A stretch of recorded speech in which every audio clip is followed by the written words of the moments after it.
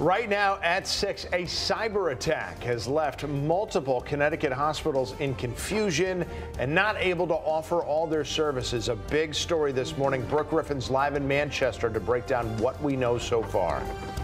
Plus, former President Donald Trump pleaded not guilty. What this means moving forward. What is next in this case? And later on in the half hour, ditching the back-to-school blues with artificial intelligence, how AI is working to help students get ahead of the game before they go back to school. All that and more starting right now.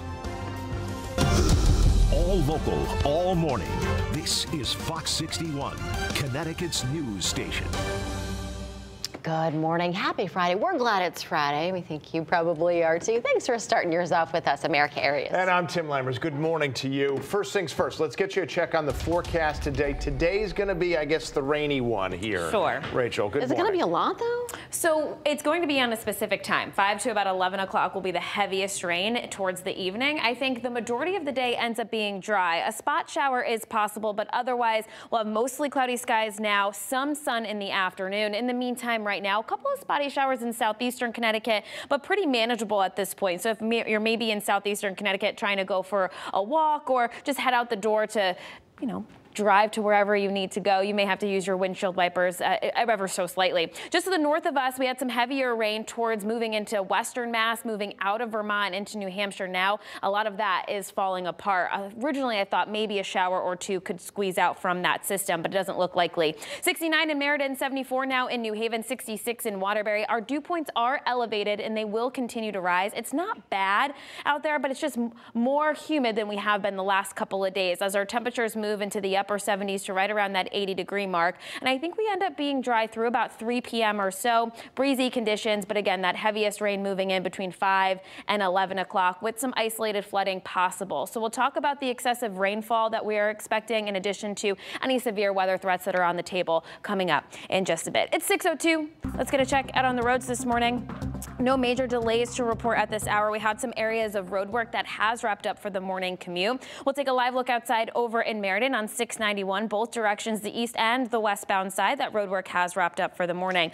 Over in Bridgeport, I don't know where the camera went, maybe some areas of fog. They may have lifted it just a bit. I was able to see the road earlier. That was going to be Route 8. But over in Milford, both directions running smoothly this morning. So New Haven to Bridgeport looks a little bit better at a 30-minute drive. Traffic speeds averaging just around 45 miles per hour. Tim and Erica.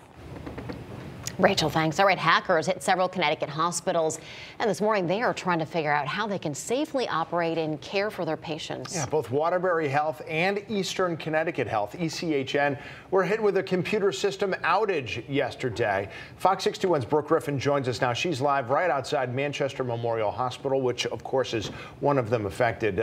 Brooke, what do we know at this point? Well, right now, leaders say that their biggest question is how broad was this attack? That's something that they just still don't exactly know. But we do know that it heavily impacted Manchester Memorial Hospital, which is here behind me, and also Rockville General Hospital. Both of those emergency departments are open, but they are having to divert all of their ambulances to other facilities instead. Yesterday, hospital leaders say Prospect Medical Holdings was hit by a cyber attack, this being the parent company over the Eastern Connecticut Health Network and Waterbury Health. This quickly prompted closures at several of their locations. Manchester Memorial and Rockville General emergency departments are diverting all of their ambulances to other hospitals for the time being, but you can still be looked at as a walk-in. They're not completely closed. ECHN had to close its urgent care centers, outpatient labs, and cancel all elective surgeries. Waterbury Hospital had to do the same. Both their inpatient and outpatient services were shut down, and all outpatient blood services remain closed again today. Now, leaders say today they're working to see what services can still be offered while trying to learn how to work in a different way. We have shifted all of our focus to patient care areas, getting our areas to a downtime procedure. They are very well trained on that. So just transitioning everyone over to a paper workflow process. Now, again, these computers are not yet back up today. This is something they're still dealing with. So a lot of these locations have services that are completely shut down or they're limiting services. So head over to fox61.com today if you think that your hospital or your center that you're going to today may be closed or may have been affected. We have a full list of all of those locations there. Live in Manchester, Brooke Griffin, Fox 61, Connecticut's news station. Okay, Brooke, thank you. Definitely a story we need to follow going forward. Thank you. It is 6:05. In other news, a judge sentenced a former Democratic state representative to 8 months in prison for using fraud to help a New Haven probate judge candidate. You're looking at Victor Cuevas of Waterbury. He pleaded guilty to a charge of wire fraud. He was accused of forging signatures needed for that candidate to enter the race. Prosecutors said the candidate did not know about the scheme and nevertheless dropped out of the race after finding out. Cuevas is required to report to prison in September. A federal jury has ruled in favor of 2 Waterbury police officers who were accused of using unnecessary force. Leroy Garcia Ortiz sued both officers after his arrest in 2017, claiming that a whole group of officers punched and kicked him, breaking his tooth and blackening his eyes. But the jury ruled that Sergeant Michael Sable and Officer Isle Cosmos's actions were, quote, objectively reasonable under the circumstances. Well, New Haven police said they're still investigating a shootout that happened at a 7-Eleven early yesterday morning.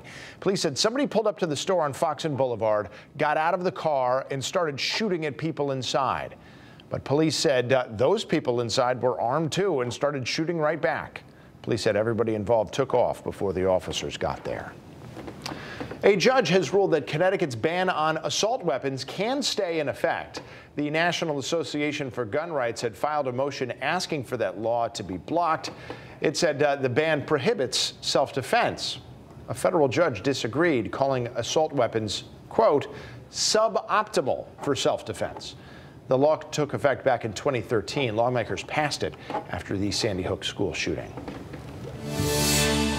Well, people filled a Hartford courtroom yesterday to support a woman who's been charged in the death of her toddler. Yeah, they say she does not deserve to go to jail. Tabitha Frank is charged with manslaughter and other crimes after her 2-year-old son, Cornelius, fell from a 3rd-story apartment window and died.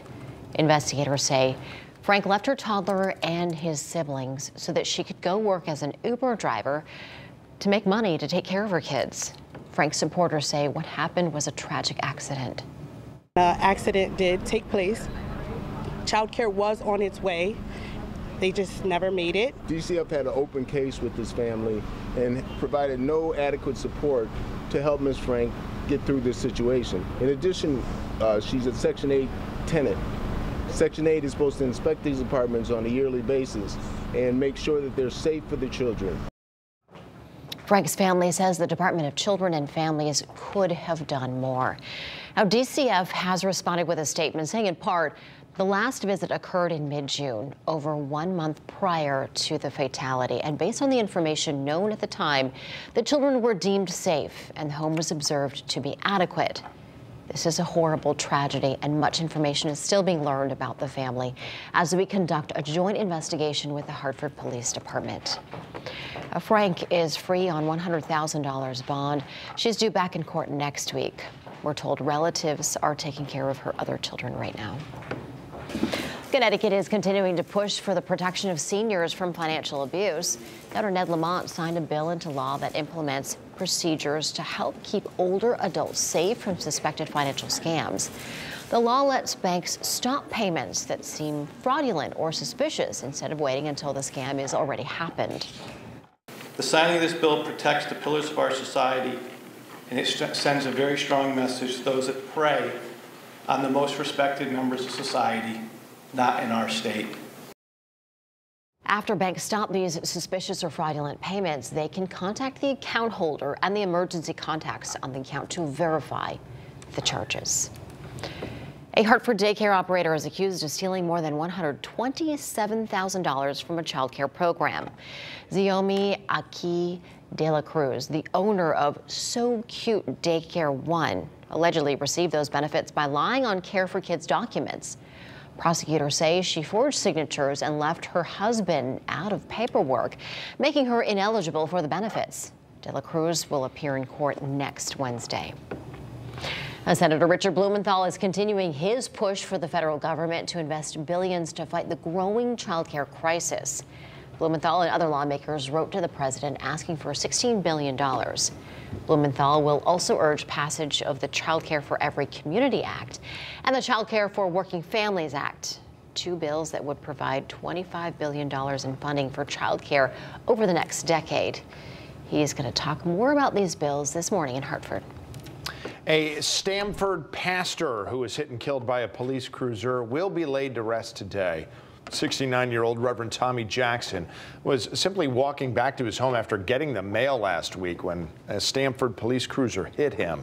The officer driving that cruiser did get out and attempted to save Jackson's life, but ultimately he died at the hospital. Investigators said the officer was responding to a call at the time. State police are still investigating the crash.